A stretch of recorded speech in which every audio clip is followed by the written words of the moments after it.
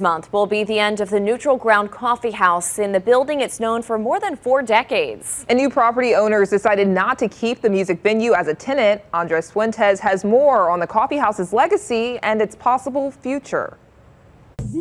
For decades now, the doors of Neutral Ground Coffeehouse has welcomed patrons with a blast of music and the scent from freshly brewed drinks.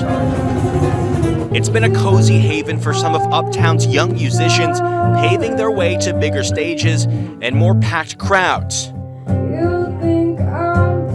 Many great musicians started playing here, and some of the greats still play here until, closing day. But the longtime musical outlet will soon be a part of the Ain't There No More list, since the building is under new ownership and their lease wasn't renewed. Now the days on Danneel Street are numbered. The last week of April, we're not going to be open. We're going to be pulling everything out of here. We love y'all and thank everyone for keeping us alive. We've been in this location for coming on 40 years. Their patrons have been taking the news hard. It's been a pretty devastating and heartbreaking experience to go through losing it, And many don't know what the city's youth will do without the same outlet they had as teens. I've been coming to this place since 1996. I'm gonna cry. We don't serve alcohol, so where's a high schooler gonna play music, right?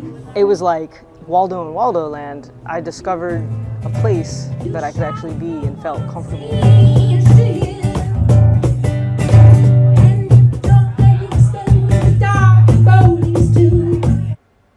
Now, the owners of Neutral Ground say that they have a new building in mind to relocate to and will be hosting a fundraising festival, and they do have a GoFundMe page in order to gather some donations for that move. We have all of that information on our website, fox8live.com. Back to you guys in the studio.